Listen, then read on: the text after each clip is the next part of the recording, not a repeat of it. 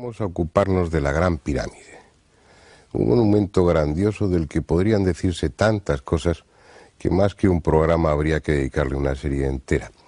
Pero hoy vamos a introducirnos en la cuestión, una cuestión que, como verán, suscita tantos enigmas que convierten a ese monumento en algo desestabilizador y apasionante.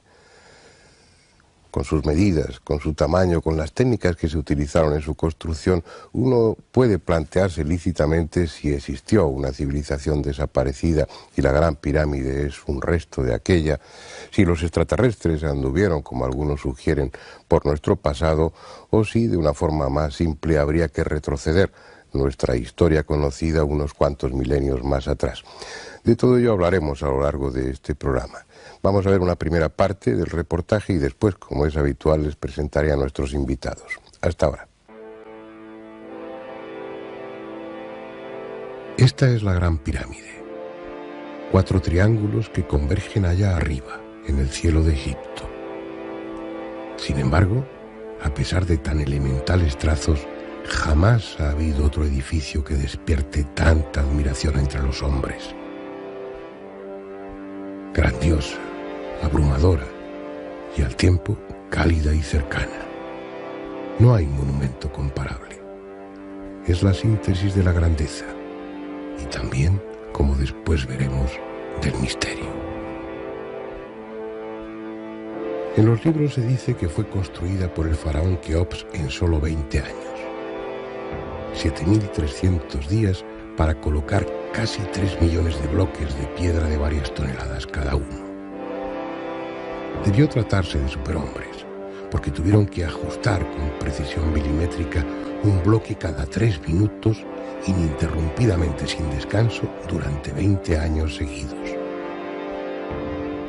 Con una eficacia inimaginable, extrajeron la piedra de canteras situadas a varios kilómetros de distancia. Cortaron los bloques con la misma exactitud que si fuesen prismas ópticos. Los transportaron sin ruedas ni carreteras, cruzando el Nilo fuera o no época de crecidas. Las subieron a lo largo de 1 kilómetro por la meseta de Giza y las elevaron grada a grada hasta llegar a una altura de casi 150 metros. Y todo ello al ritmo de un bloque cada 3 minutos. Está claro que en los libros de historia se escriben a veces grandes tonterías. Su base ocupa una superficie de 53.000 metros cuadrados, suficiente para que en ella quepan 8 campos de fútbol. Para rodearla hay que caminar casi 1 kilómetro. Con sus 6 millones de metros cúbicos de piedra podrían construirse todas las iglesias, ermitas y catedrales románicas y góticas de Europa. Para transportar sus casi 3 millones de bloques harían falta tantos camiones que, puestos uno tras otro, formarían una fila que desde Cádiz llegaría hasta los confines de Siberia.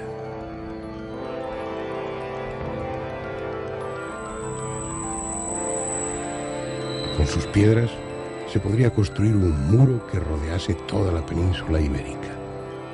Todo ello es cierto. Sin embargo, tan colosales medidas, tan gigantesco volumen, no impresiona apenas a historiadores y arqueólogos que despachan la cuestión a base de cientos de miles de obreros y descomunales rampas. Diciendo lo que saben, pero sin saber lo que dicen, porque es sencillamente imposible.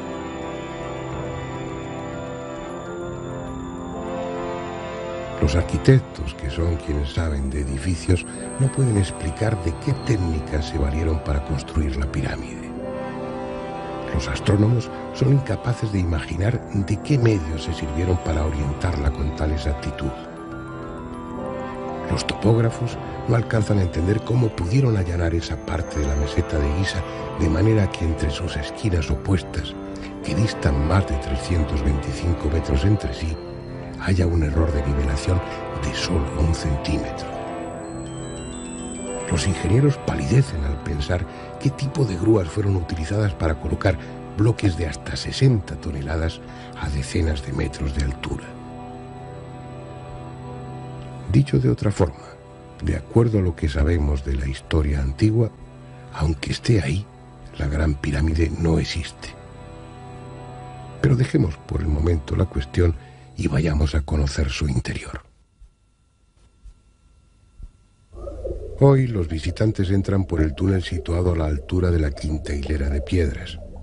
Es una excavación supuestamente abierta por orden del califa Al-Ma'mún en el siglo IX de nuestra era. Nosotros vamos a penetrar en el reino de las sombras por la puerta original. Está más arriba, a nivel de la hilera 15. Esta entrada, ahora desnuda e impresionante, con sus 4 bloques de descarga sobre ella, estaba cubierta por las losas de revestimiento y posiblemente por una puerta basculante cuya existencia solo conocían los sacerdotes de más elevado rango. Cruzando su umbral, entramos en un estrecho túnel que se hunde hacia las profundidades. No es posible caminar erguidos por él, solo mide 1,22 metros de altura por poco más de 1 metro de ancho. Pero además desciende con una pendiente de 26 grados. Más que andar, uno se deja caer a trompicones, sujetándose a las paredes para no rodar. Así a lo largo de 97 metros. Allá abajo el túnel se hace horizontal y aún más estrecho. Es preciso recorrerlo en postura humillante, a gatas. Solo mide 9,5 metros. Una vez atravesado, con el cuerpo dolorido y los pulmones apurando el poco oxígeno que hay en aquel aire viciado, llegamos a la más profunda de las cámaras de la Gran Pirámide, situada por debajo del nivel de la meseta de Giza. Es una sala siniestra y ominosa. Unos la llaman cámara inacabada, otros cámara del caos. Pero una observación detallada permite deducir que no está a medio construir, sino que intencionadamente se le dio este aire primitivo e imperfecto, ya fuese para desmoralizar a los profanadores de tumbas o, como luego veremos, con fines rituales.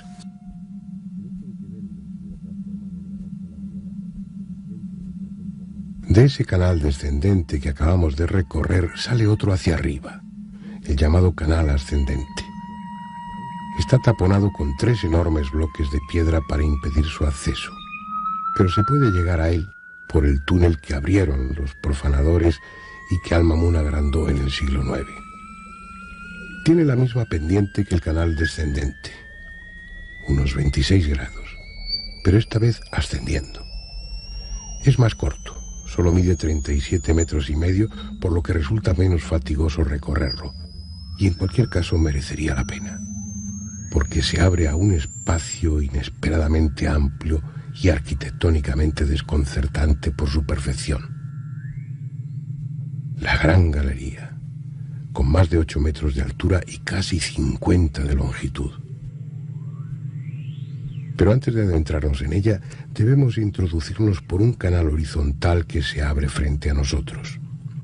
Mide poco menos de 40 metros y nos permite acceder a la llamada Cámara de la Reina.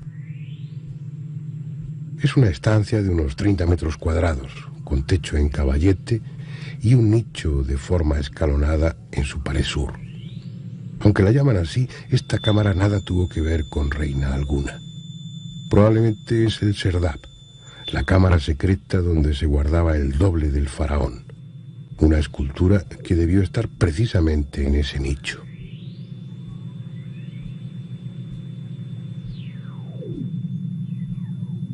Si desandamos el camino, volveremos a la Gran Galería, que sube con la misma pendiente que trae el canal ascendente. Es un trabajo impresionante, tanto por sus dimensiones como por su acabado, apreciable en la precisión con la que encajan las piedras entre las que realmente no cabe un cabello. En el extremo superior de la galería se abre un corto pasadizo que da a la llamada Cámara de los Rastrillos, una angosta estancia que debió servir para alojar 3 losas verticales de piedra que impedían el acceso a otro pequeño túnel que desemboca en la Cámara del Rey, el auténtico corazón de la Gran Pirámide. Una sala de 50 metros cuadrados que sorprende por su desnudez. Allá arriba, 6 metros por encima del suelo, 9 enormes losas con un peso de 400 toneladas forman el techo. En el extremo oeste de la cámara, el célebre sarcófago de granito, un primitivo y tosco bloque de granito rojo sin pulir que supuestamente contuvo la momia real. Para completar nuestro recorrido por el interior de la Gran Pirámide, visitaremos 2 lugares a los que el público no tiene acceso, ya que de hecho nunca estuvieron destinados a que alguien los visitase.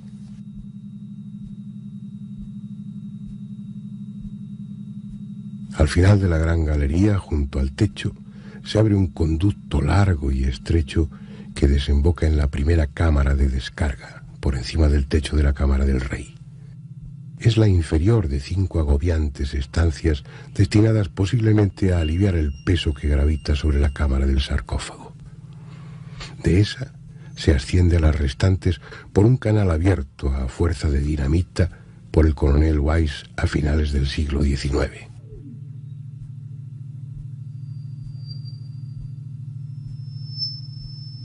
No es un recorrido grato para quien padezca de claustrofobia.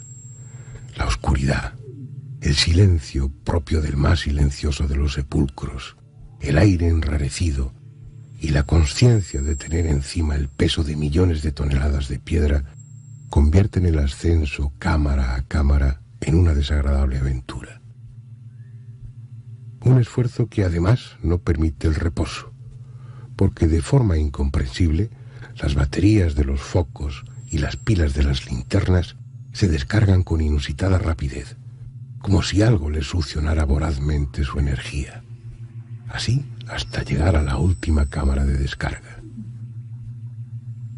Saber que de hundirse la pirámide por su propio peso lo haría precisamente en ese lugar, y ver que las enormes losas que sobre nuestra cabeza forman el techo están ya separadas varios centímetros, son detalles que no invitan ciertamente a pasar mucho tiempo allí.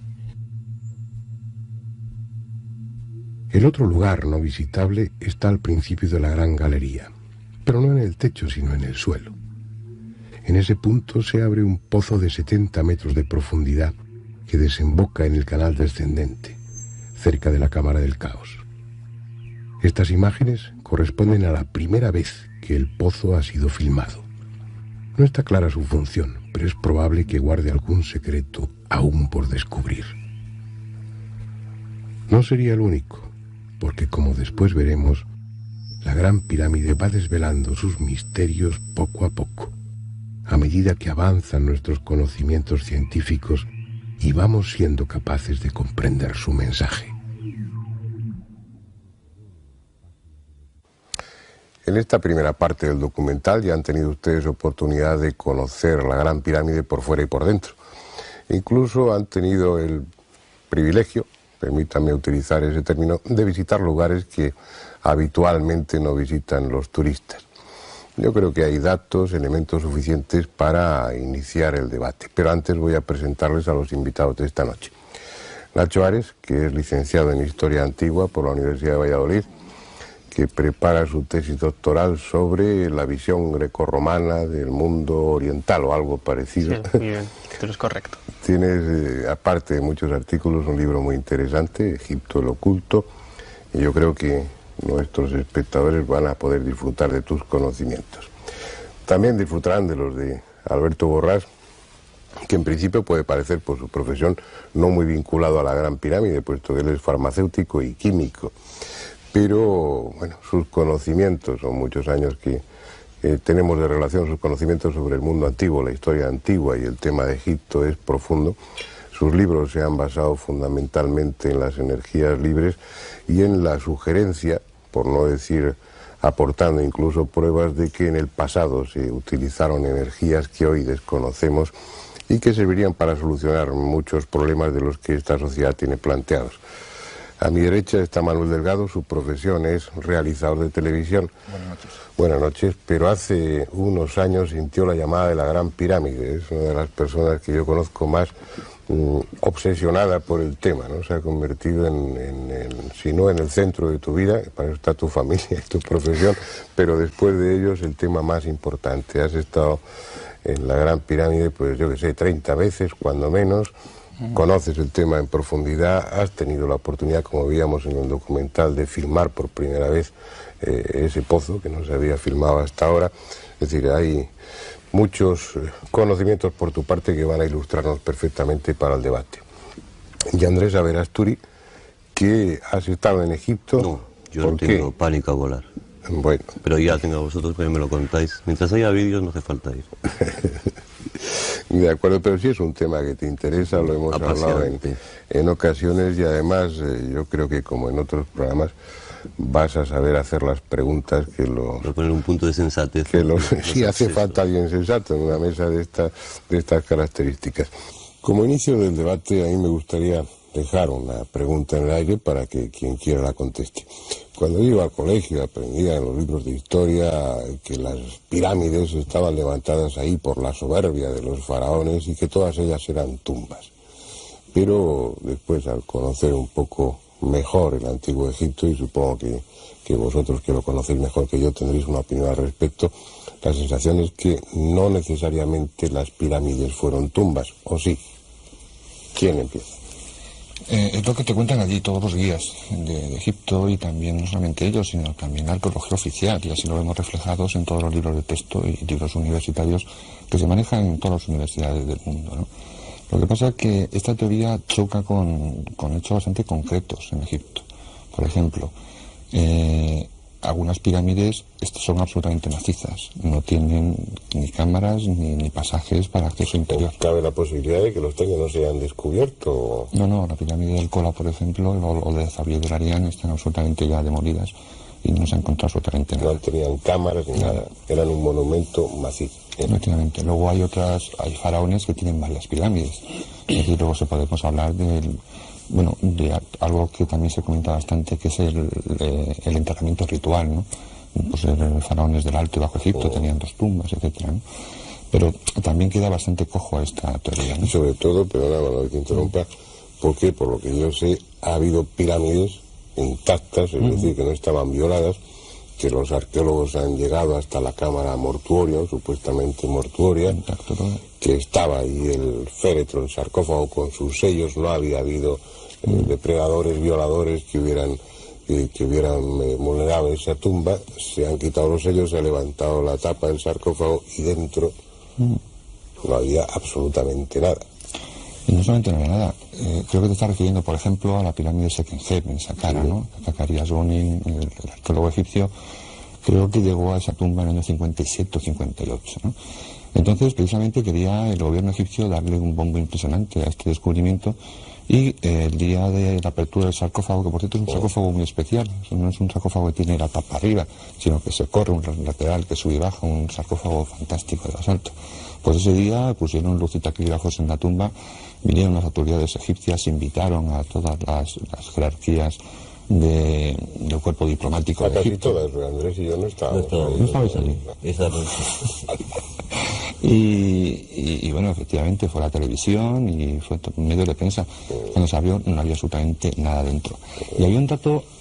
habría sido un momento, ese debió ser todos ahí pendientes de esa apertura, con esa actitud morbosa de ver una momia. Fantástica, porque es que se habían encontrado ajuar funerario alrededor del sarcófago, e incluso encima del sarcófago había un ramito de flores colocado como si, no sé, la última ofrenda de algún ser querido al difunto que en teoría debía estar ahí dentro, ¿no? O sea, que estaba todo preparado para que efectivamente hubiera otro. Dos preguntas: si no eran tumbas, ¿qué eran? Y en todo caso, si no eran tumbas y había caja pero no había muerto, yo creo que ¿por qué? Aquí es donde tendremos que entrar un poco en el debate y sobre todo clarificar que no hay que confundir el motivo de nuestro programa, que es la Gran Pirámide y en concreto las pirámides de la meseta de Giza, con el resto de pirámides, en donde más o menos hay testimonios arqueológicos o o fuentes escritas en donde se habla de enterramiento de, bueno, hay una serie de pirámides donde también han aparecido... dudosos, también dudosos.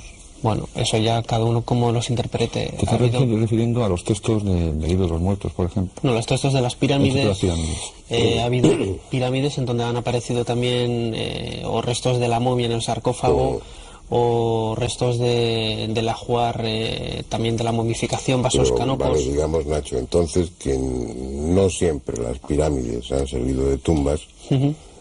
Ni todas las pirámides estaban vacías de muertos. Claro, es una idea que yo tengo... Lo cual complica todavía más el tema, porque entonces sí que no sabemos para qué Claro, servía. que aparte de tener una función funeraria, que para mí personalmente, por lo menos si bien no en la Gran Pirámide, que yo pudo haber sido reutilizada, porque pues, bueno, eso es una cosa de la que podremos hablar a lo largo del debate, el resto de pirámides tuvieron una función funeraria, aparte de una función astronómica por la orientación que tenían, una función iniciática, una serie de ritos que hoy desconocemos. Digamos, para clarificar un poco el tema, salvando las distancias, sería equiparable pues a esa misa que se hace corpore insepulto, me parece que se llama en el ritual católico, que hay un ataúd o un catafalco dentro de la iglesia, y sin embargo no está el muerto dentro. Pero estaríamos hablando de rituales en los que por un lado está el enterramiento físico del cadáver, de la momia, y por otro lado monumentos, en este caso pirámides, ligados a funciones religiosas que tienen que ver con la muerte del personaje, pero que no necesariamente obligan a que el muerto esté ahí, ¿no? Claro, y también un dato estadístico, aunque la estadística no sea muy fiel siempre a la realidad, tenemos que pensar que estamos hablando en Egipto de no más de 120 pirámides, ¿no? Y tenemos que pensar también que en Egipto hay miles de hipogeos, miles de tumbas excavadas en la roca construidas, en donde se cuentan con los dedos de una mano las que han aparecido intactas. Entonces, si tenemos un repertorio de tantas tumbas, en donde tan pocas han sido descubiertas intactas, que podemos pensar de apenas 120 pirámides, que son muchísimo más antiguas que las tumbas de las que estamos hablando. Bueno, dejémonos de pirámides en general y entremos en el motivo fundamental de este programa de hoy, que es la Gran Pirámide. Alberto, tú no has dicho absolutamente nada hasta ahora. ¿Por qué? Bueno, se ha hablado también muy ligeramente de rituales iniciáticos y por qué se hacían los rituales iniciáticos dentro de las pirámides cuando se podían hacer en cualquier templo, en cualquier lugar.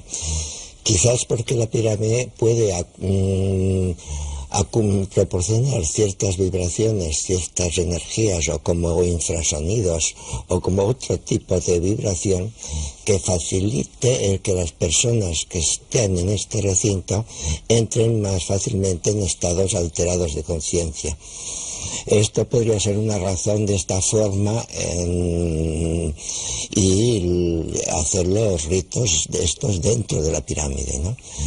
Porque luego también, claro, como otra hipótesis sería que las pirámides fueran unas centrales de determinadas energías que beneficiaran a todo Egipto, todos los pueblos o toda la zona de los alrededores. Realmente es una hipótesis bastante peregrina. Es posible, ¿no? Pero realmente es muy difícil analizar desde el punto de vista de nuestra época actual, por ejemplo, cómo eran las cargas eléctricas hace 12.000 años, ¿no? Porque lo que sí parece es que el Arca de la Alianza actualmente no funcionaría. Porque funcionaba porque en aquella época había una actividad eléctrica que incluso está constatada por algunos historiadores griegos, una actividad eléctrica muy superior a la actual. Entonces, claro, quizá algo podía influir en la pirámide, de esta actividad eléctrica, que no... Pero luego hay cosas mucho más complejas. Aquí se podría hablar muchísimo más, ¿no? Porque todo esto iría ligado a circunstancias gravitatorias que la Tierra hubiera pasado en su periplo alrededor del Sol por distintas regiones del espacio, en las cuales variasen la aceleración gravitatoria. Entonces, Podemos hablar luego de ello, sí. Sí, yo voy a tomaría nota mentalmente sí. de una de esas posibles funciones, ¿no? La hipótesis, la idea es que la Gran Pirámide, por lo menos otras pirámides quizá también, desempeñaba unas funciones o podía desempeñar unas funciones de tipo energético que en su momento sí eran útiles, porque por lo que parece claro, parece demostrado, la actividad eléctrica en la atmósfera hace varios milenios no es la misma que ahora. Entonces aparatos como el Arca de la Alianza o la función de la Gran Pirámide o de otras como generadores, acumuladores o conversores de algún tipo de la electricidad ambiente, pues hoy ya se habría perdido. Ese es un punto a considerar, las funciones, para qué servía la Gran Pirámide o qué funciones podía tener. Pero vamos yo os veo todavía así, estáis muy pacíficos. Voy a empezar con un elemento que sé que es de discordia. Se dice la Gran Pirámide, la pirámide de Keops, se sitúa la pirámide en la cuarta dinastía, hace 2500, 2600 años, según una escuela, según otra escuela, la de Manetón y Petri, pues 2000 años más antigua, sería del 4000 y pico antes de Cristo. Sea como fuese, se la sitúa históricamente en una época determinada del Antiguo Egipto. Pero hay discusión, no está claro si realmente esa pirámide es atribuible al faraón Keops o es mucho más antigua y Keops la rehabilitó. ¿O qué se sabe del origen, históricamente estoy hablando, o arqueológicamente? ¿Qué se sabe respecto al faraón o a los constructores de la Gran Pirámide desde el punto de vista académico?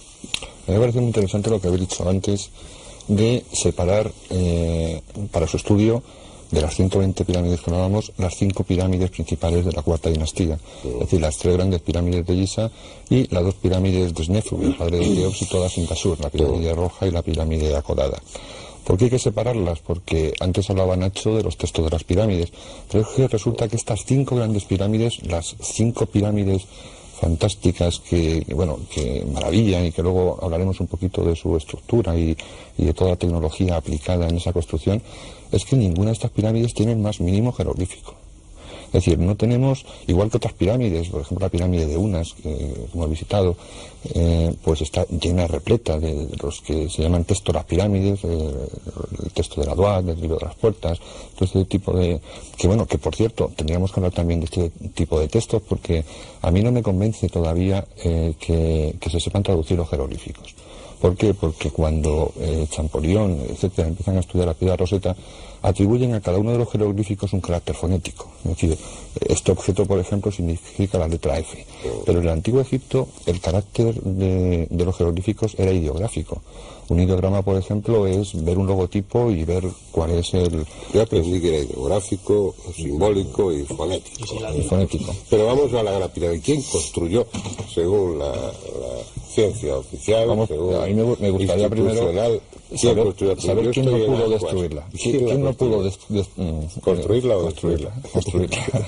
¿Quién no pudo construirla? A ver. Estamos hablando, aunque fuera la cuarta dinastía, que se barajará también la hipótesis, estamos hablando de la época del cobre. Es decir, no es que no solamente tenían hierro, sino que ni siquiera conocían el bronce.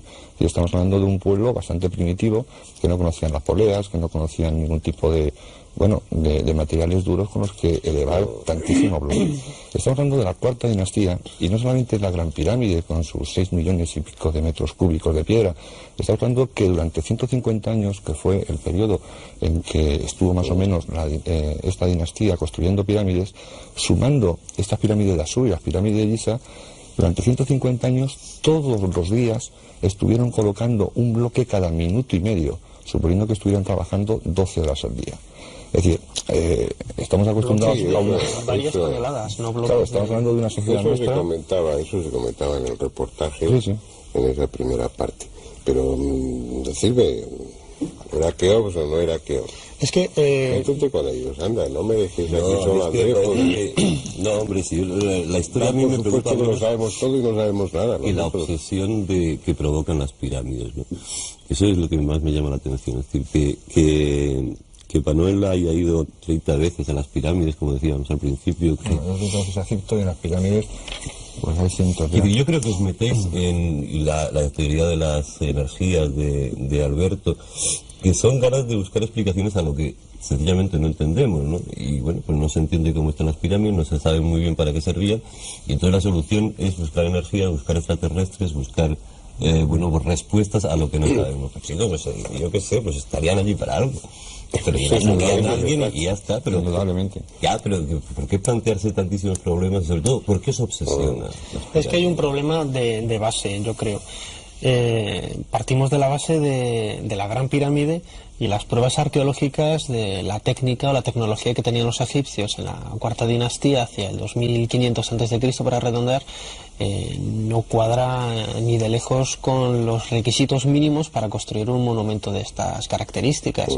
Los arqueólogos ortodoxos hablan de que los egipcios eran muy pragmáticos, eran muy prácticos, muy útiles y tal. Conocían la rueda pero no la utilizaban. Hay representaciones de la rueda en el Imperio Antiguo, en la quinta dinastía, en varias tumbas de Saqqara, pero no la utilizaban, muy parecido a lo que hacían los mayas en América, que tenían un conocimiento social de la rueda pero no la utilizaban. Y una serie de... La utilizaban en los juguetes, por ejemplo. Por ejemplo, que se han encontrado varios, sí. Pero todo esto no cuadra en absoluto con los métodos que tenían, sobre todo matemáticos. No se puede saber cómo se ha construido eso. Y no lo sabe nadie. No lo sabe nadie. Con la tecnología moderna... Por lo que se está hablando aquí, un poco mi compromiso es ir centrando a favor del espectador, pero que hay una cosa, históricamente no habría ningún problema para situarla en la cuarta dinastía y que la construyó... Hay todos los problemas del mundo. No, pero digo, desde un punto de vista, no sé, formal o académico. Pero el problema viene cuando te pones a estudiar la Gran Pirámide, las pirámides de la cuarta dinastía y en concreto la Gran Pirámide, y entonces cuando empiezas a ver que todo eso escapa al horizonte cultural que se le atribuye. Es decir, lo que tú estabas diciendo, si poseen nada más que el cobre, unos instrumentos de medida y unas cosas como veremos en la segunda parte del documental, es absolutamente imposible que hayan construido la Gran Pirámide. Luego, si no han podido construirla en la cuarta dinastía, pues por eso estamos especulando, porque hay que buscarle, está ahí, y se toca. Y eso, hay un hecho bastante ¿Alguien curioso. Porque resulta que hay un principio que se suele decir y no se suele discutir porque es bastante evidente, que ninguna rama de la ciencia avanza si no avanzan todas las demás. Por ejemplo, el primer trasplante de corazón, doctor Barnard creo que fue, ¿no? ¿Por qué pudo hacer ese trasplante? Porque habían avanzado la química, la farmacología, por supuesto, la electrónica, la física, todo eso. ¿Por qué podemos mandar un cohete a la Luna? Pues porque no solamente avanza la aeronáutica, sino que avanza todo el sistema de comunicaciones, avanza la física. La industria textil, por ejemplo, es fundamental en los astronautas. Y tampoco te imaginas que un astronauta se lleve en la cápsula unas gallinas que tengas allí que matar y comérselas. Porque también incluso, yo no sé si hay una ciencia gastronómica, pero también aporta su conocimiento y sus adelantos para que esta gente coma ahí arriba con toda la garantía del mundo. En cambio en Egipto nos encontramos con una... Lo que no hay. Pero es que en Egipto, ya termino, existe lo máximo en ingeniería, lo máximo en arquitectura, pero luego falta todo el sistema de comunicaciones, todo el sistema de todo lo demás, todas las demás ciencias, lo cual es una isla anacrónica absolutamente, que lo decía antes Fernando en la presentación.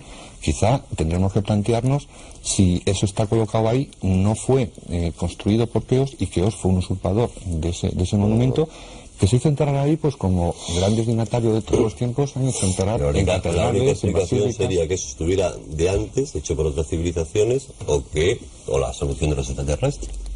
Por lo menos vamos a centrar el tema en que no lo pudieron hacer. Eso no lo pudieron hacer ellos. Pero es que el problema es que nosotros, con nuestra tecnología moderna, tampoco podríamos hacerlo. Nosotros en nuestra era espacial y en el máximo de ciencia que tenemos sería imposible. Y lo bueno que tiene Egipto es que no solamente vamos cuatro por ahí diciendo cosas de Egipto, es que se están incorporando científicos de todas las ramas para el estudio de las pirámides, y se están incorporando biólogos y están sacando cosas impresionantes. Entonces, claro, el problema de las pirámides no es que un arqueólogo, que es una profesión preciosa y que tiene todo, no sé, a mí me encantaría haber sido arqueólogo, como supongo que a muchos de los que estamos aquí, pero un arqueólogo no puede valorar cómo se meten 3 millones de bloques de piedra en 20 años, que fue el tiempo de duración de Keops, poniendo un bloque cada minuto. y hacer una rampa que mide no sé cuántos, para eso no va un arqueólogo. En el templo de Komombo, por ejemplo, se encuentra un instrumental quirúrgico. El arqueólogo tiene que descubrir eso, pero luego tendrá que ser la medicina la que diga cuál es el grado de perfeccionamiento de la medicina en aquella época. Pues entonces, para construir la Gran Pirámide no tendrán que ser los arqueólogos los que digan cómo se hizo, sino tienen que ser los ingenieros y tienen que ser los arquitectos. Eso Cuando preguntas a un arquitecto cómo se puede construir o cómo él construiría la Gran Pirámide, pues prefiere hacer lo que tú has dicho en el documental. Dice, no, prefiero hacer una valla que rodee toda la península ibérica de 6 metros de altura. Porque es que hay que tener en cuenta que si estamos hablando de una pluma, efectivamente, hoy en día hay plumas que pueden levantar un peso cercano al eje principal de 15 toneladas. Pero si la Gran Pirámide mide 230 metros, la pluma que tiene que estar aquí para elevar un bloque de 60 toneladas en el centro tiene que tener un brazo de 115 metros como mínimo. El peso al final de esa palanca es un peso que las pirámides empieza con la maldición, ¿no?, de las pirámides, y a partir de ahí ya todo son especulaciones, todo son no explicaciones de lo que es. Y surge el tema de las energías, del poder de las pirámides, de las mediciones. Esto es mucho más antiguo que toda la época de Descartes, de los descubrimientos estos que se hicieron, la tumba de Tutankamón y todo esto, ¿no? Porque estamos hablando de que Al-Mamun, que fue el que en teoría, históricamente, el que abrió el túnel y consiguió llegar al interior de la pirámide, lo picó él y no descubrió ningún cadáver dentro, que eso también tenemos que por verlo. Estamos hablando que en el siglo IX, que fue aquel hecho, ya Al-Mamun iba buscando una especie de saber oculto en la Gran Pirámide, que, como decía Nacho antes, era un saber que se iba transmitiendo oralmente generación tras generación y que atribuía a la Gran Pirámide unos conocimientos incluidos en sus proporciones, incluidos en sus medidas, relacionados con la astronomía. Ya en la época antigua ya se tenía la sensación, o el conocimiento, o el recuerdo, o la tradición de que la Gran Pirámide era mucho más que un monumento arquitectónico. Se hablaba incluso en esas leyendas árabes de cosas muy curiosas, de cámaras secretas en las que había hierro que no se oxidaba, se aludía al acero, que había vidrio que se podía doblar sin quebrarse, se estaba aludiendo al plástico, y algún otro tipo de cosas que eran desconocidas incluso en la época en la que esas leyendas empezaron a circular, o por lo menos quedaron escritas y publicadas. Pero bueno, me quedan pocos minutos para esta primera parte, pero sí me gustaría que, por situarnos, los espectadores y yo, pues Keops realmente existió, de eso no hay ninguna duda. Pero ¿qué se sabe? ¿Hay algo en la personalidad o en el reinado de Keops que haga pensar que fue un faraón especial y que sí pudo tener conocimientos para construir esa maravilla? No digo esto antes de tener que recurrir a otras hipótesis más desestabilizadoras. ¿Qué se sabe de Yo Keops? creo que todo lo contrario. De la figura de Keops la conocemos a través de diferentes listas de reyes, a través de 3 esculturas que se conservan de él, una perfectamente atribuible y las otras 2 dudosas, y una serie de relieves que fueron reutilizados por un faraón posterior en el Imperio Medio hacia el 2000 a.C. en un complejo de pirámides al sur de la meseta de Giza, en el List. Y absolutamente no sabemos prácticamente nada más de este faraón. Yo he leído cosas muy curiosas en esa mastaba del Imperio Medio, de una princesa Meritotes, donde decían que había sido amante de Keops, de Kefren y Micerino. Sí, pues fíjate, Keops gobernó 50 años más o menos, Kefren otros 50, y Micerino me parece fueron 6.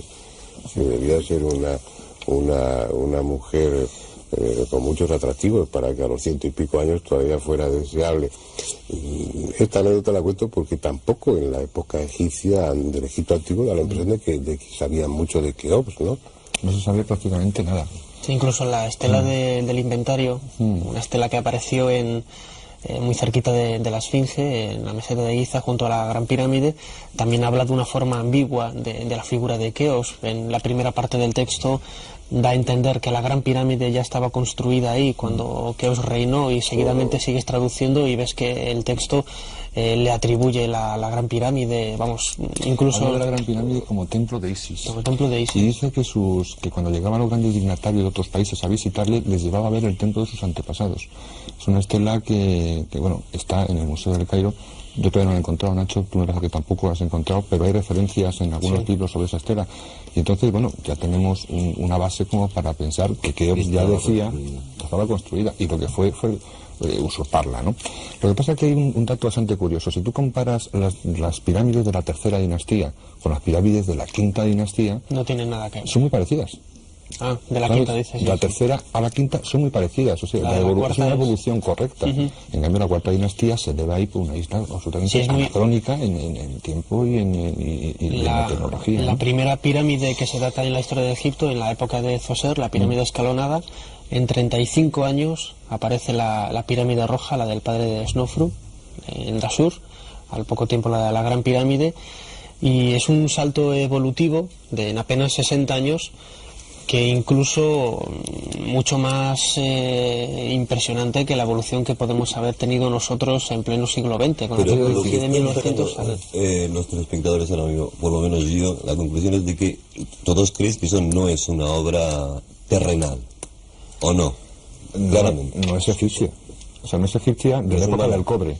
O sea, sabemos que está ahí. ¿Ha hecho la raza humana?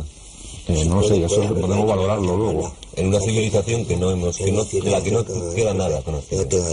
La veces das una vuelta por el Museo del Cairo y ves qué herramientas se utilizaban en la cuarta dinastía, efectivamente. Es imposible hacerlo. Es imposible hacer lo que se está haciendo. O sea, que hay dos soluciones para concluir. O nos las han dado los extraterrestres, o es una civilización absolutamente perdida que ha dejado ahí las dos pirámides. Las pruebas dicen claramente eso, lo que pasa es que los arqueólogos no quieren aceptarlo. Bueno, pues si estáis de acuerdo y nuestros espectadores también, vamos a ver esa segunda parte del documental. Es sabido que los egipcios usaron serruchos para cortar la piedra, y no solo la piedra caliza, relativamente blanda, sino también otras de mucha mayor dureza, como el granito. Se conocen ejemplares de serruchos egipcios de bronce con dientes de esmeril, y en los hipogeos de Tebas se han encontrado bloques de granito serrados. Pero estudiando las huellas dejadas en cada paso de sierra, se descubre que actuaban con una enorme presión y que obviamente no pudieron ser de bronce y esmeril. Utilizaron sierras de puntas enormemente duras y lo hicieron a mano y con guía mecánica también. Este es el sarcófago de Diodefre, hijo o hermano de Keops. Está en el Museo del Cairo. El serrucho ha cortado ya 2/3 de la tapa. Se puede observar la superficie irregular que va dando forma al sarcófago. El plano de corte muestra desniveles del orden de 1 centímetro. No podemos imaginar qué tipo de serrucho utilizaron, pero es seguro que lo manejaron manualmente, con las imperfecciones que eso implica. Veamos ahora otro sarcófago de piedra cortado también con serrucho. Se trata del que se encuentra en la cámara del rey de la Gran Pirámide. Es una obra maestra de serruchado, puesto que, aunque no ha recibido el pulido posterior, puede considerarse una pieza terminada por la regularidad de los cortes, ya que los desniveles de las superficies serradas son del orden de 1 milímetro. Esta es una cantera situada en Cerceda, en la madrileña Sierra del Guadarrama. Utiliza la tecnología más moderna para el corte de piedras. Su máquina más perfecta para serrar piedras de granito cuenta con una hoja circular de 2 metros de diámetro, con numerosos dientes de vidia, carburo de tungsteno. En cada vuelta la hoja desciende 4 centésimas de milímetro, pero no se puede ejercer más presión porque las puntas de la sierra se abrasarían. 4 centésimas de milímetro en cada paso de sierra, y eso gracias a sus puntas de vidia, que tienen una dureza 11. Pues bien, ¿puede alguien explicar qué tipo de sierra y qué clase de material usaban en el antiguo Egipto? Porque en cada paso de sierra avanzaban casi 2,5 milímetros, 60 veces más que nuestras modernas sierras. No poseemos ningún material natural o artificial que soporte ese tipo de presiones. Y no es algo excepcional en aquella cultura, lo hacían también con taladros cilíndricos, taladros que dejaban un tarugo central de hasta 15 centímetros de diámetro. En los taladros modernos, el cilindro es de acero con puntas de vidia. La presión a la que trabajan debe regularse cuidadosamente mediante control manométrico. Los taladros con punta de diamante trabajan con una presión de 50 kilogramos y a poca velocidad para no quemarse. Los de punta de vidia solo soportan una presión de 30 kilogramos, pero tienen la ventaja de su mayor velocidad. En uno u otro caso, los taladros modernos avanzan 4 centésimas de milímetro en cada giro. Los trépanos egipcios avanzaban 50 veces más, 2 milímetros en cada giro. De acuerdo con esos datos escrupulosamente rigurosos, aquellas gentes utilizaban taladros que soportaban presiones de 2000 kilogramos y que tenían puntas 50 veces más duras que el diamante. Y conste que ya sabemos que material de esa dureza no existe ni en este ni en ningún otro planeta del sistema solar, pero están ahí los agujeros producidos por los trépanos y hay que admitirlo así. Es una técnica que después perdieron. Por ejemplo, en la primera dinastía sabían trabajar el pórfido con esa técnica, pero después se les olvidó. Y estamos hablando de hace 5.000 años, según la Escuela de Berrín, o 7.600, según Manetón, con el que están de acuerdo Petri y otros arqueólogos. En cualquier caso, esa consecución técnica no es nada comparable con la que realizaron aquí, en la Gran Pirámide, al cubrirla con losas de revestimiento. Solo quedan unos pocos de esos bloques, pero fueron 27.000 que cubrían las 4 caras de la pirámide. Ese recubrimiento, esas 27.000 losas, constituyen la proeza más alta que haya alcanzado jamás el hombre desde un punto de vista técnico. Poseen superficies planas de más de 3 metros cuadrados.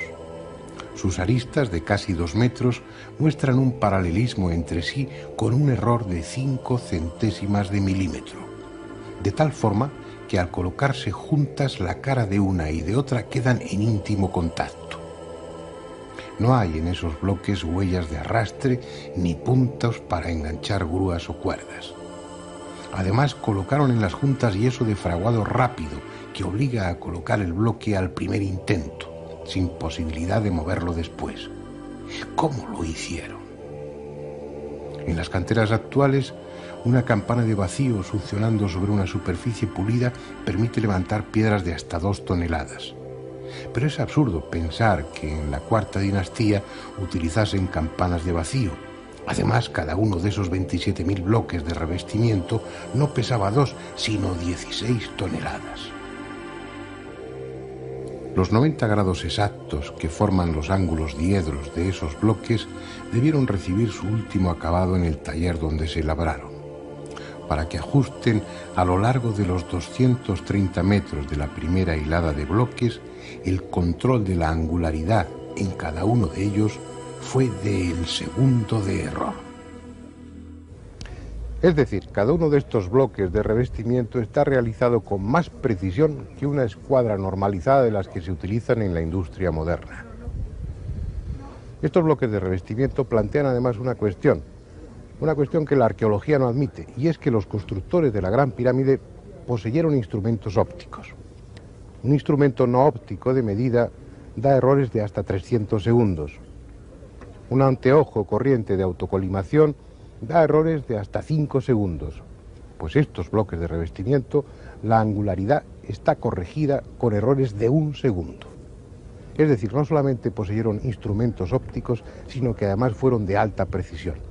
Para que se hagan una idea, el tallado y pulimento de cada uno de estos bloques es una tarea comparable a la de pulido de la lente mayor del telescopio de Monte Palomar. Y eso lo hicieron 27.000 veces, porque 27.000 eran los bloques de revestimiento, y hace 5.000 años o 7.600, de eso no estamos seguros. Sin embargo, no es la única prueba de que poseyeron una tecnología avanzada. La existencia de grandes conocimientos geodésicos y de los instrumentos precisos es inevitable para orientar la Gran Pirámide en la forma que lo hicieron.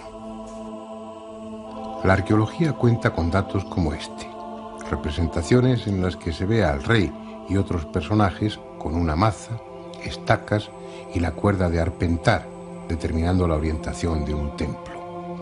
En los manuscritos e inscripciones tampoco se encuentra la menor muestra de conocimiento geodésico. Por tanto, Es comprensible que los arqueólogos digan que la exacta orientación geodésica de las pirámides solo podrá atribuirse a la casualidad. El hecho es que respecto al norte, la Gran Pirámide está orientada con un error de 5 minutos y 31 segundos de arco. Y al decir error, debe entenderse que nuestras modernas normas de precisión dan por buenas medidas con errores mucho mayores. Es más, esos 5 minutos y 31 segundos de error serían hoy mismo una proeza geodésica. Tengan en cuenta que esos 5 minutos y 31 segundos de error equivalen al ancho de una moneda contemplada desde 1 kilómetro de distancia. Lo que ya escapa a cualquier posibilidad de que el azar fuera la causa de esa exactitud es que la otra gran pirámide, la de Kefren, tiene exactamente la misma orientación, también con 5 minutos y 31 segundos de desviación respecto al norte. La única conclusión posible es que si así lo hubieran querido, la habrían orientado con un error de 0 grados, 0 minutos y 0 segundos. Si juzgamos los conocimientos matemáticos de los egipcios a través de los textos que nos dejaron, la conclusión es lamentable. No pasaron del primer curso de enseñanza primaria. Sin embargo, sus piedras, sus construcciones indican todo lo contrario, al menos en el caso de la Gran Pirámide. Por ejemplo, en la Cámara del Rey, que es un rectángulo, la pared norte mide 10 metros y 4.797 diezmilésimas de metro. La opuesta, la pared sur, mide 10 metros y 4.782 diezmilésimas de metro. Es decir, el error de medida es del orden de 1/10 de milímetro por metro. El mismo error que hoy se acepta para los prismas ópticos. Pero veamos si esa precisión se mantiene en superficies mucho mayores, por ejemplo en la base de la Gran Pirámide. Este esquema representa la base de la Gran Pirámide, en el que se incluyen las longitudes de los lados y el valor de los ángulos. Cada lado mide algo más de 230 metros, concretamente 230 metros con 363 milímetros como promedio, casi 1 kilómetro de perímetro, lo que da una superficie de 53.067 metros cuadrados para la base de la pirámide, aproximadamente la de 8 campos de fútbol. Recordemos ahora que según las evidencias arqueológicas, los antiguos egipcios no utilizaron hasta la dinastía XVIII la plomada y la mira de observación. Pero seamos generosos y concedamos a los egipcios de la cuarta dinastía plomadas y miras de observación como esta que están viendo. ¿Qué precisión podían permitir aparatos de esa clase?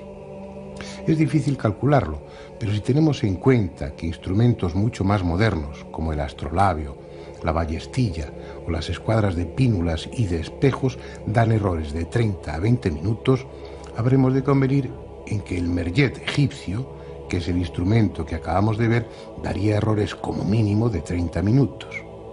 Pues bien, volvamos al plano de la base de la pirámide. En un cuadrado de más de 53.000 metros cuadrados de superficie, el ángulo noroeste mide 89 grados, 59 minutos, 58 segundos. Es decir, por 2 segundos de error no es un ángulo recto perfecto. ¿Qué significa eso? Significa que es imposible, absolutamente imposible, que los arquitectos de la Gran Pirámide utilizaran el merjet o cualquier sistema no óptico de medida. Eso significa que es inevitable, repito, inevitable, que utilizasen instrumentos ópticos, además de alta precisión, tan buenos como nuestros modernos teodolitos. Cualquiera que sostenga que la orientación y las medidas de la Gran Pirámide fueron realizadas a ojo desnudo y con cuerdas, no sabe de lo que está hablando. Otra prueba de la precisión técnica utilizada en la construcción de la Gran Pirámide la encontramos en la horizontalidad de su base, sobre todo si tenemos en cuenta que los constructores dejaron sin labrar la piedra de la meseta en el centro y solo rebajaron el perímetro. Ese mojón de piedra central impidió que las direcciones diagonales se pudieran tener en cuenta en el momento de nivelar. Solo lo pudieron hacer por el perímetro. A pesar de todo, si comparamos dos ángulos opuestos, el noroeste y el sureste, veremos que la diferencia de altura entre uno y otro es de 1,5 centímetros. Esa diferencia de altura representa un error de 4 centésimas de milímetro por metro, lo que concuerda con la rigurosa exactitud presente en todas las medidas a las que nos hemos referido. La única conclusión posible es que el nivel científico y técnico de quienes construyeron la Gran Pirámide era muy superior al de las siguientes dinastías. Este edificio singular responde a un plan único mantenido fielmente desde el primer golpe de pico hasta la colocación de la última losa de revestimiento. Dioses o ingenieros de extraordinarios conocimientos cuyo origen desconocemos, quienes hicieron ese grandioso monumento, no dejaron ni un solo detalle a la improvisación. La Gran Pirámide está hecha con más precisión que nuestros actuales relojes de pulsera. La diferencia es que no pesa 100 gramos, sino 7 millones de toneladas.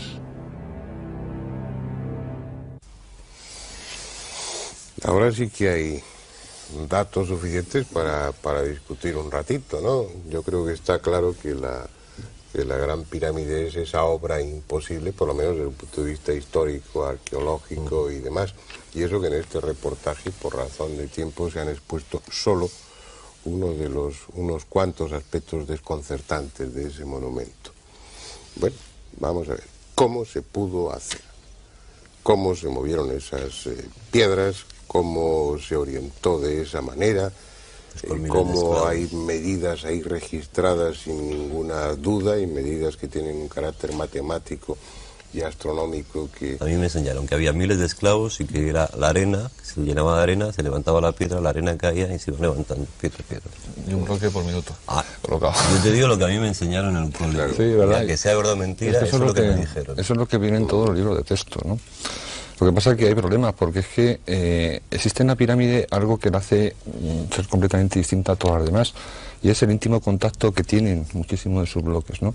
Como si quisieran haber intentado dar al monumento un carácter de absoluto hermetismo por cuestiones que se querían hacer dentro. Un ejemplo, en tu cuarto de baño, el alicatado siempre después de que la lechada. Hay que hacer una lechada, ¿por qué? Porque en piezas pequeñitas de 15 por 20 o algo así, siempre se queda 1 milímetro, 1,5 milímetros, 2 milímetros incluso entre una pieza y otra, ¿no? Entonces, no sé, si el soldador te está cobrando 5.000 metros cuadrados, si tú le dices, por ejemplo, sí, pero es que yo quiero que me queden en íntimo contacto. Para eso usted va a necesitar 3 veces más de tiempo y también muchas de las piezas va a tener que limarlas para que cuadren entre sí. Entonces, en vez de cobrarte 5, te va a cobrar 20 o 25 y va a durar muchísimo más tiempo. Ese problema también debió tenerlo el arquitecto de la Gran Pirámide, porque si era una tumba lo que querían hacer, ¿para qué ese sobreesfuerzo de tecnología y de tiempo, y supongo que económico también, para dotar este monumento con ese problema tan interesante de no poder meter un pelo? Cabe una posibilidad, que es que en contra de lo que nosotros imaginamos hoy no les costará ningún trabajo. Cabe la posibilidad de que su técnica fuera de tal categoría, de tal nivel, pero no en la época de que ese cortado y ese ajuste de las piedras en la Gran Pirámide, pues no representaron gran problema. Yo he hablado en muchas ocasiones de la locura de la piedra de nuestros antepasados. Cogían un bloque de 600 toneladas, lo tallaban, lo pulían, lo trasladaban, y a lo mejor la función que tenía era simplemente servir de cimiento o de basamento. Es absurdo, es disparatado. Lo normal es cortar esa pieza de 600 toneladas pues en 12 de 50 toneladas, que se habría trasladado más fácil. Da la impresión de que no les costaba esfuerzo. Sí, las teorías que son igual de absurdas que plantean los egiptólogos modernos es que las pirámides, en especial la Gran Pirámide de la que estamos hablando, fue construida por medio de rampas. Se habla de una única rampa, se habla de una rampa que recorría en espiral las caras de la pirámide. Nacho, pero eso está ahí en los libros. Tú te vas a cualquier gran superficie o cualquier librería y los libros que compran y que se enseñan a los chavales y los que en la escuela y en la universidad. Es que el problema que plantea sobre todo la teoría de las rampas Se ha hablado también de máquinas, de palancas, etcétera. Pero las rampas, ¿eso es posible o es un disparate? No, la propia construcción de una rampa para construir una pirámide de 147 metros de altura, como tenía la de Keops, entre comillas, hubiera sido un problema arquitectónico muchísimo más difícil que la propia construcción de la pirámide. 4 veces de volumen más la rampa que la pirámide. Y ya se demostró a principios del siglo XX. Una de las 7 maravillas del mundo no sería la pirámide, sino que sería la rampa. Es decir, podemos afirmar que cuando leemos eso o vemos esos gráficos, esas ilustraciones a veces muy bonitas de las rampas rodeando la gran pirámide en una especie de espiral que va creciendo, todo eso es mentira. No, sí. ¿Es mentira, no es posible? No es mentira. Bueno, mentira. Si no es posible, es mentira. Mentira, yo no que creo la palabra mentira, yo creo que hay una connotación fraudulenta. Sin una yo creo dolosa, que el que ha escrito eso, el que dice eso, no sabe de arquitectura ni sabe de ingeniería. No es verdad. Eso que es imposible hacerlo así. No es verdad. Bien. ¿Cómo se hizo entonces? ¿Qué se os ocurre? Yo no lo sé. ¿Qué teorías hay?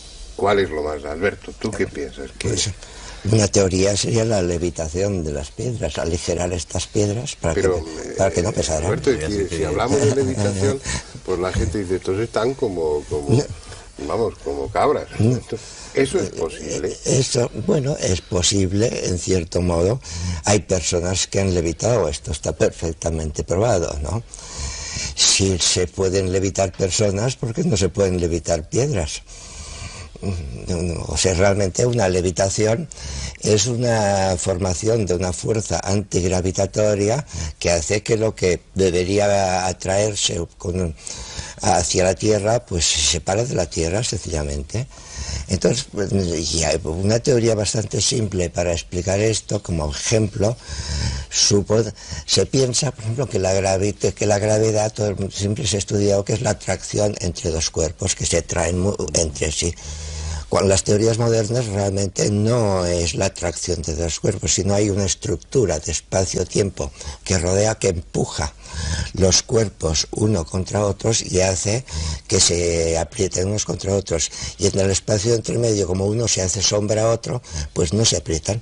Esto se ve muy bien, por ejemplo, se entendería muy bien suponiendo que el espacio-tiempo fuera una tela muy tensa, y si en esta tela tensa ponemos en medio una esfera pesada, esta esfera se hunde ligeramente y se queda quieta y hundida.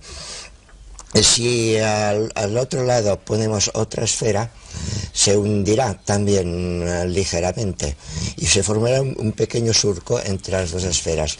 Tirando de la tela, las esferas irán corriendo por este surco, porque aquí tienen una parte más alta que las empuja hasta juntarse las dos, y en realidad es la tensión de la tela, que sería en un espacio cuatridimensional, sería la tensión del espacio del tiempo, lo que empuja unos cuerpos contra otros. Bueno, sí, por ejemplo, si hacemos así, no, si el espacio se curva más, la fuerza con la cual se aprietan unas cosas es mucho más fuerte.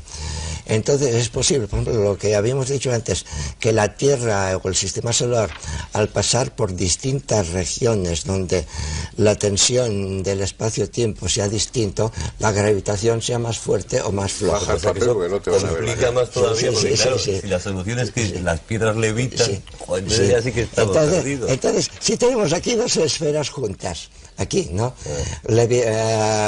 Por la atracción, entonces, por abajo, empujamos por abajo, curvamos el espacio-tiempo de una manera negativa.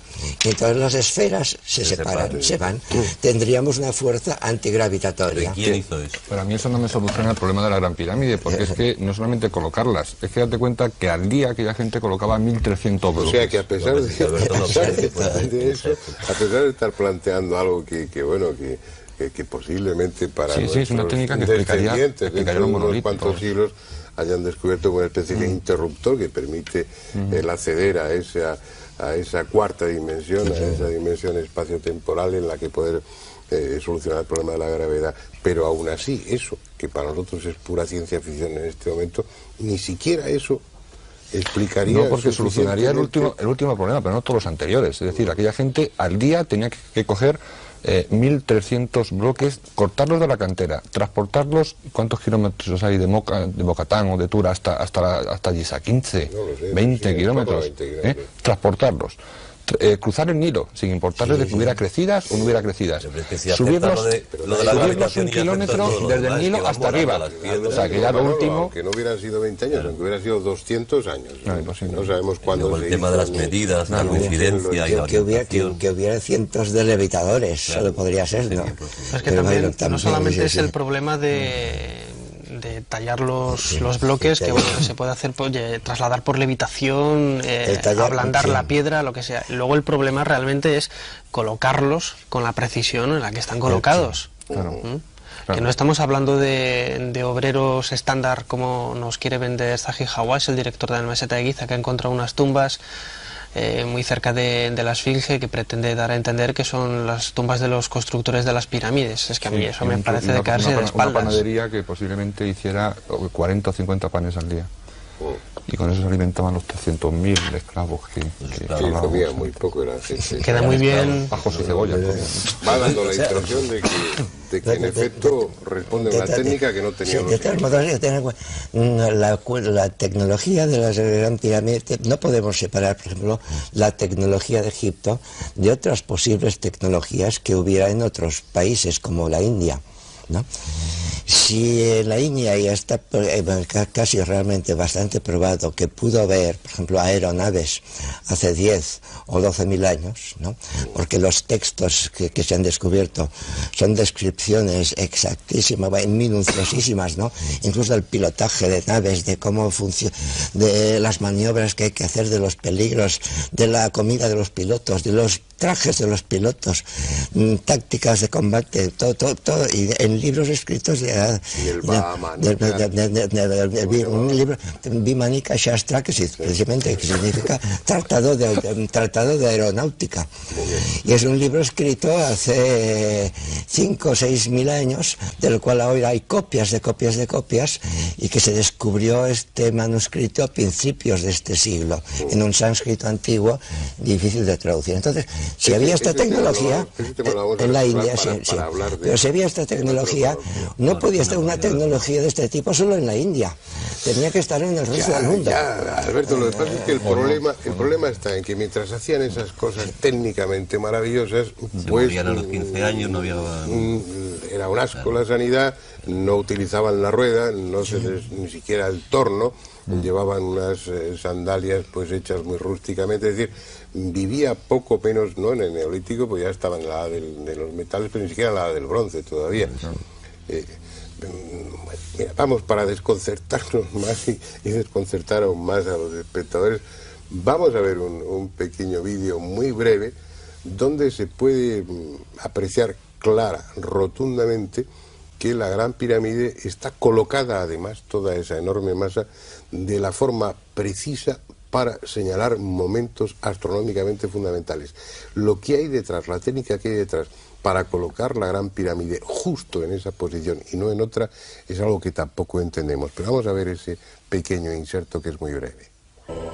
En septiembre de 1935 tuvo lugar un descubrimiento que demostraba cómo la Gran Pirámide respondía a un plan definido y único desde que fue trazada sobre el tablero de dibujo.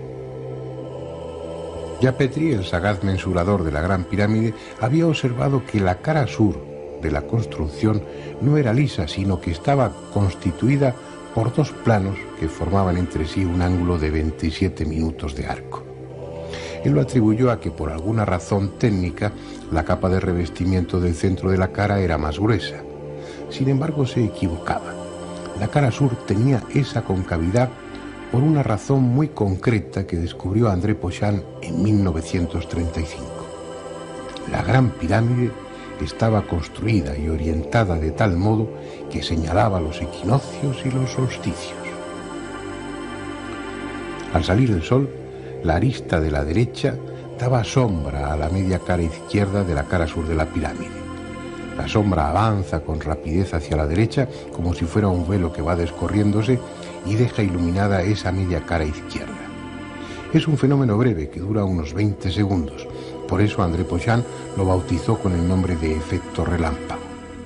Después, Durante 4 o 5 minutos, la cara sur de la Gran Pirámide permanece con media cara iluminada y media cara oscura. A la puesta del sol, el fenómeno se repite al revés. A simple vista y sin coincidir con la fecha adecuada, es difícil observar esa concavidad de la cara de la pirámide, pero cuando existían las losas de revestimiento, pulidas a espejo y pintadas de color rojo, debió ser un espectáculo impresionante. Hoy las piedras son grises, están desnudas y las caras de la pirámide son desiguales y rugosas. Solo la distancia puede permitir la ilusión de que son lisas. Sin embargo, André Pochán consiguió fotografiar ese efecto el 21 de marzo, fecha del equinoccio de 1934, al atardecer. En esta secuencia se ve cómo la parte izquierda de la cara sur termina por quedar en sombra, en tanto que la mitad derecha permanece iluminada. En esta otra fotografía de la misma época, tomada exactamente a las 6 de la tarde desde un avión de la Royal Air Force, puede verse aún más claramente el efecto. En primer término, la pirámide de Kefren, con su pared sur lisa, y en segundo término, la Gran Pirámide, con su cara sur mitad en sombra y mitad iluminada. Después, Pochán pudo comprobar que la cara norte también estaba dispuesta de la misma forma y el efecto luminoso era igualmente visible. De hecho, esa concavidad está en todas las caras, y aunque apenas perceptible a ojo desnudo y fuera de los equinoccios y solsticios, la Gran Pirámide no tiene 4 caras, sino 8. Esa concavidad explica también una peculiaridad de la Gran Pirámide que hasta ahora no estaba justificada. Si se fijan, la entrada de la pirámide no está centrada, no coincide con el apotema de la cara norte. Está a unos 17 metros de altura y teóricamente debiera coincidir con el eje de la pirámide. Sin embargo, está 7 metros y 29 centímetros desplazada hacia el este. El argumento empleado por la mayoría de los autores es que ese desplazamiento no tenía otro objeto que desorientar a los posibles saqueadores. Pero si tenemos en cuenta que la pirámide estaba cubierta de bloques de revestimiento que ocultaban la existencia de entrada alguna, sobraba tal precaución.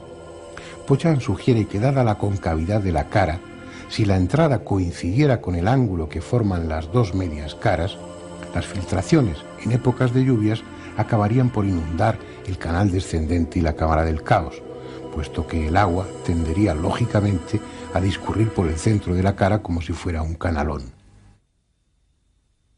¿Por qué ese esfuerzo? ¿Por qué no haber hecho las caras de la pirámide lisas sin más? Realmente interesante. No, claro. Pero esa sería una sola de las funciones de la Gran Pirámide, el señalar con precisión los equinoccios, ¿no?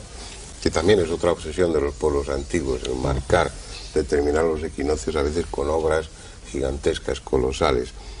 Pero bueno, estamos acabando el tiempo de este debate y lo que ha quedado por aquí es que los antiguos hindúes pues fabricaban aeronaves que bueno, que lo de levitar piedras pues aplicando las hipótesis más de vanguardia, pero bueno, a lo mejor encontramos una técnica en el futuro. La conclusión es que lo de las rampas es un puro disparate arquitectónico y demás, que la panadería esa que han descubierto pues malamente podía alimentar a esa gente, a esos constructores. Es decir, estamos con un monumento que está fuera de su tiempo, con un monumento que no pudo construirse durante la Cuarta Dinastía. Te estás preguntando para qué, y quizás las preguntas, o otras preguntas tan interesantes como esa, serían cuándo y por quién. Claro. Lo cual nos podía dar también bastante... Claro, no, es que es la conclusión. Si no es la Cuarta Dinastía, si no es en el Imperio Antiguo, pues más moderna no es, porque está ahí, por lo menos en esa época, tiene que ser más antigua. Tendríamos que hablar de alguien en una época que ignoramos, con una técnica que desconocemos. ¿Quién? Y también estamos olvidando quizá una cosa, estamos basándonos un poco en la Gran Pirámide como un monumento aislado, cuando los últimos estudios que se están realizando ahora allí en la meseta de Giza indican que todas las construcciones de la meseta de Giza, es decir, las 9 pirámides que existen, las 3 grandes, más las 6 satélites, incluso la Esfinge, y el templo de la Esfinge corresponde a un plan establecido de toda la meseta de Giza. Yo propongo a los espectadores que hagan un pequeño cojan un papel y pongan el corte transversal de la Gran Pirámide, pero en el suelo y multiplicado por 5. En el vértice de arriba, en la meseta de Giza, estaría la Gran Pirámide, y en el vértice inferior izquierdo estaría la pirámide de Micerinos exactamente colocada. Es decir, que ese plan, esa estrategia, no estaba limitada a la Gran Pirámide, sino a todo el conjunto de la meseta de Giza. Ceremonial, o llámalo como quieras, hoy conjunto arqueológico de la meseta. Y no solamente de superficie, me estoy refiriendo quizá también a un subsuelo todavía por descubrir y que no puede guardar muchas sorpresas. Me queda muy poco tiempo. A ver, venga, formular algunas hipótesis por disparatadas que sean. ¿Quién pudo hacer eso? Nacho. Se ha hablado a lo largo del debate de extraterrestres. ¿Tú qué piensas?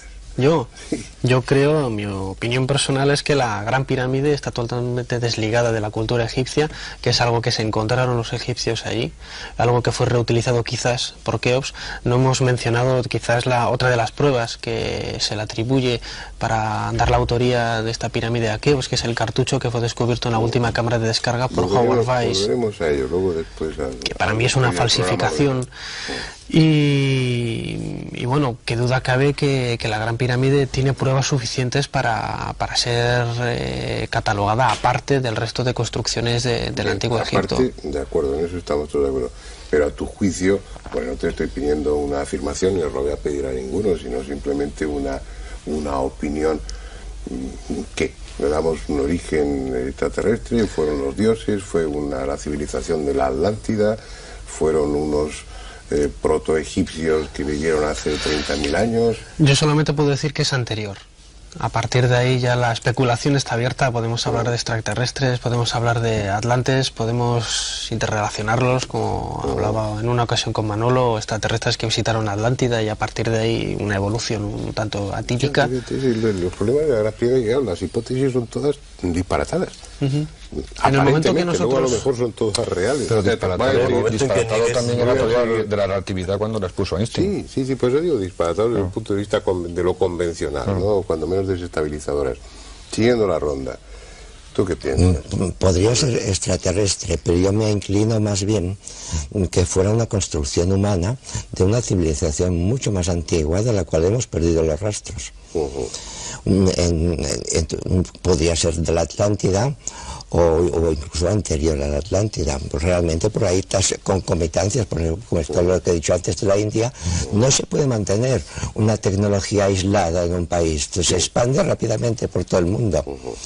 Luego, por ejemplo, nosotros mismos, en 200 años hemos pasado de la máquina de vapor, ¿no?